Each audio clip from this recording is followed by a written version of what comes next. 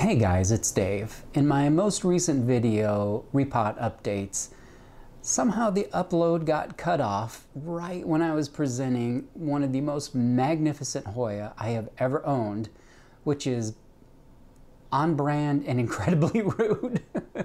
So I thought, there are no rules in YouTube. I can just put together an episode and feature this absolutely wonderful plant. I'm going to show you a few of these. I'm going to show you some of the differences between seedlings and some clones, and then I'm going to show you how I propagate. Won't be a long video. I guess you will have seen the timestamp by now, but let's not waste time. Let's get right into it. This is a seedling that I bought last fall as a very small plant, and this has grown up over the winter. And I have a little bit more to touch on with that. This is another seedling. So this is not a propagate of any plant I own.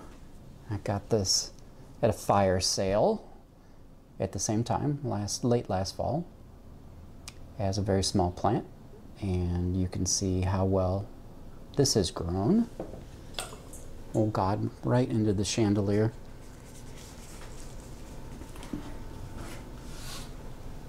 Honestly, I don't know how I get through most days unscathed. We're going to save these two because another seedling, and take a look at the difference in that venation and how much darker this leaf is. Maybe it won't look that much darker to you under a rather bright light I film with. And then we have this rather sad looking Jennifer. This is the mother plant to the two sitting at my left. And while this might look like a nutrient deficiency, it produces mature leaves. This is a clone, by the way. This was not grown from seed.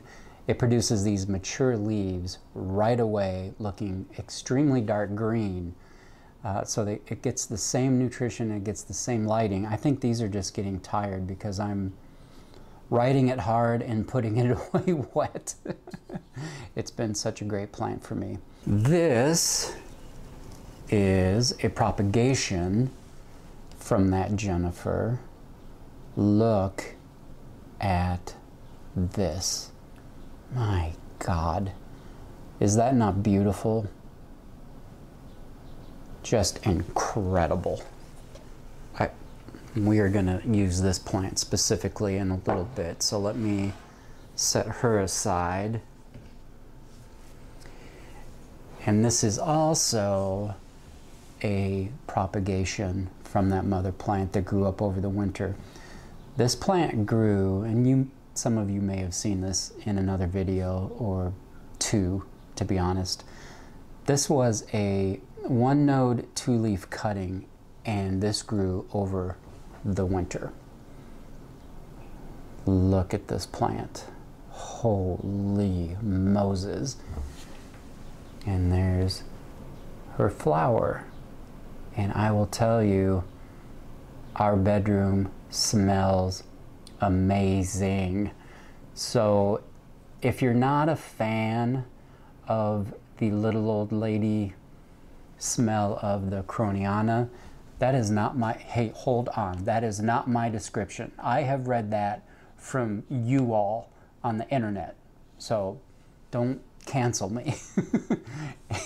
So if you're not a fan of that particular smell, I think you would really love this one. It's sweet, but it has a little underlying spice to it. It's not overpowering, but it's filling a bedroom that is 21 feet by 13. So it's not a small bedroom, but it's not all the open space we have down here with 9-foot ceilings. So, and it smells good right now. And I'm filming at, I think it's like 1:30 in the afternoon.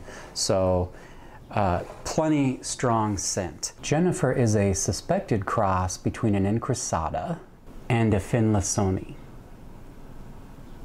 I gathered all of the Jennifers I currently have to illustrate a point.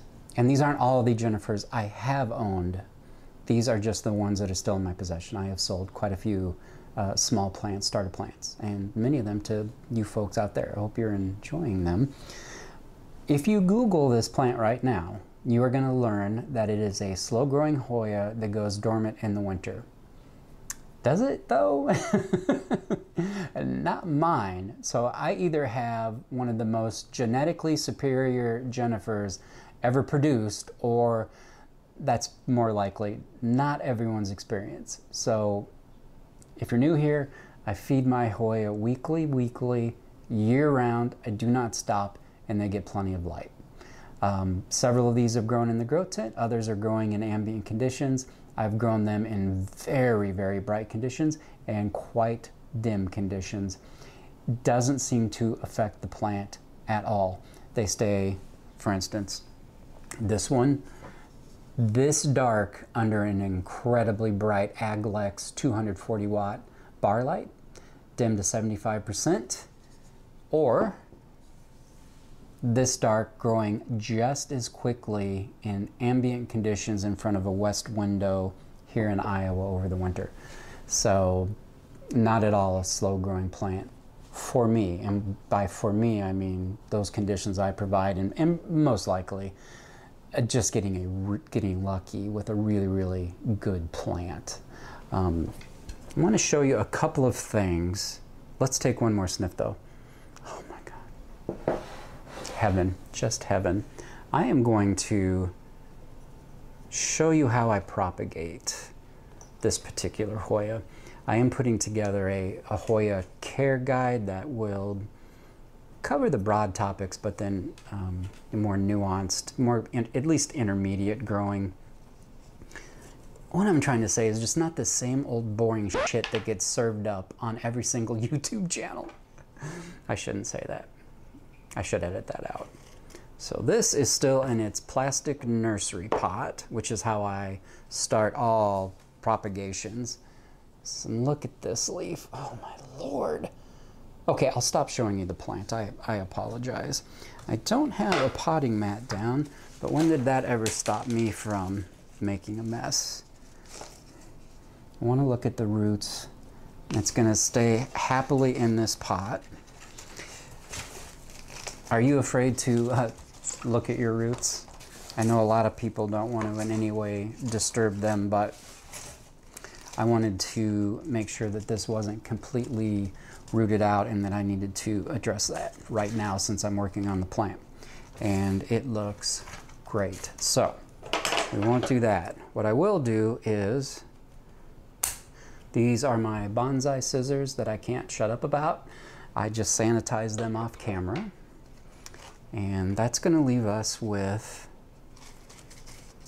this beautiful little plant right here. And we are going to chop and prop this section. This plant is my new bedside forever plant, so that one's not getting touched at all.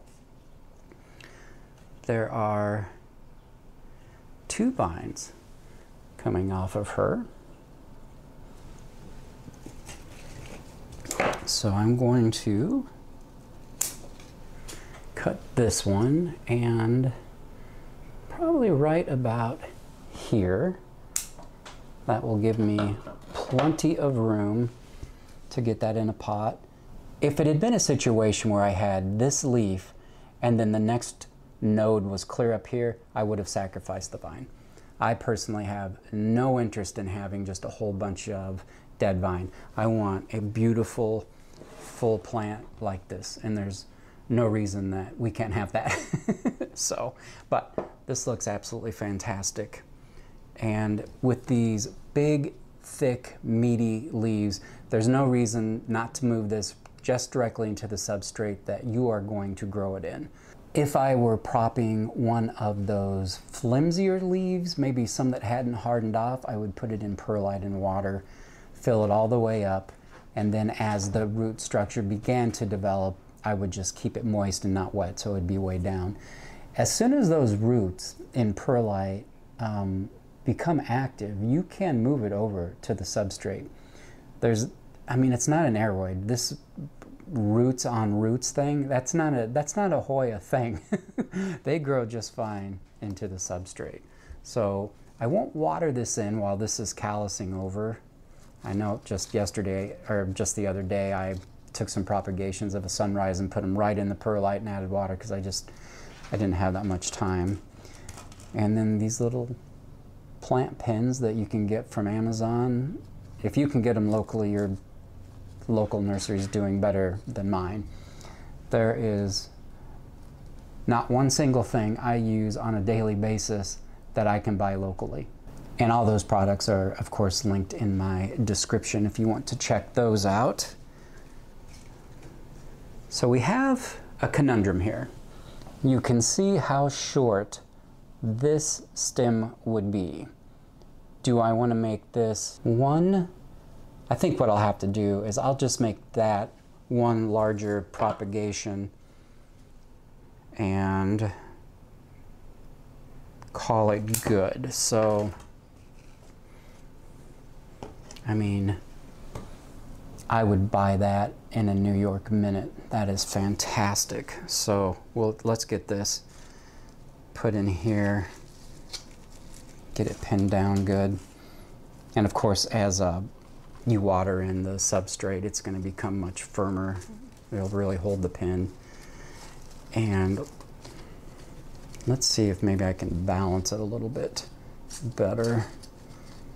Yeah, something like put it a little bit off center like that and balance against these large leaves. Maybe a couple of pins, we'll see. It's a little challenging. I might have to add some more substrate on that one because I'm using my normal, I'm sure some of you are tired of hearing about this, but my normal substrate for the newer people is cocoa coir, cocoa chip, specifically the one I recommend. I am such a fan of that one, and number 3 perlite. And that is it. I feed them with this. It's the Michigan State University formula. That is all I give my Hoya. They bloom great. So there's that.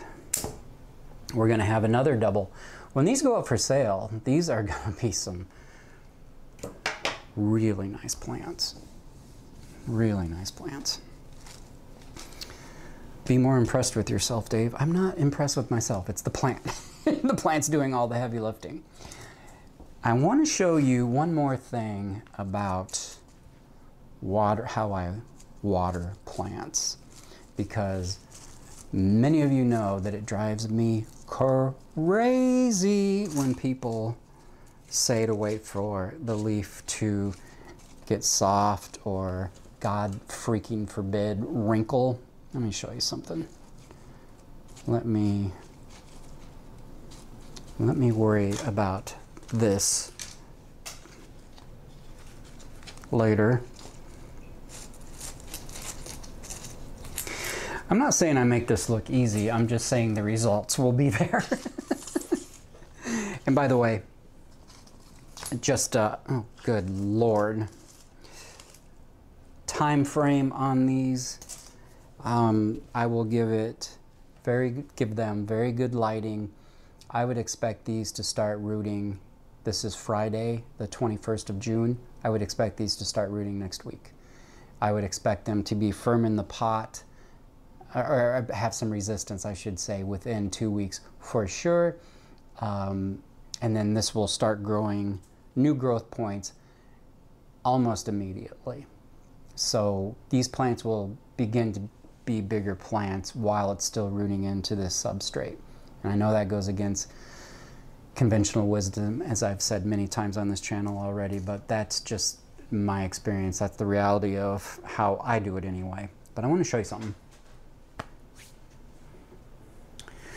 These are all thirsty plants, every single one of them. Now you would expect leaves like this to be quite firm. I mean, by the time this would wrinkle, you are way past dry rot. You are into a rescue mission. And I know something about dry rot rescue missions, believe me. This young plant, at least these younger leaves here, it's thirsty. There's no give here. These are still firm leaves. So there's no taco test or anything. I let Jennifer go One of the Hoya I let go almost completely dry because it is so succulent-like, but I don't let it dry out completely. So, you know, as you can see, these are all firm leaves. No taco testing allowed in this house, and I am unanimous in that. I am also the only person who takes care of plants in this house. It's easy to be unanimous when I'm the only vote. That is it for this remarkable plant. If you have the opportunity, if you have the budget, if it's within your taste, get one of these plants. They are marvelous. And I will see you again real soon in the next normal episode of Sober Plant Guy. Bye-bye.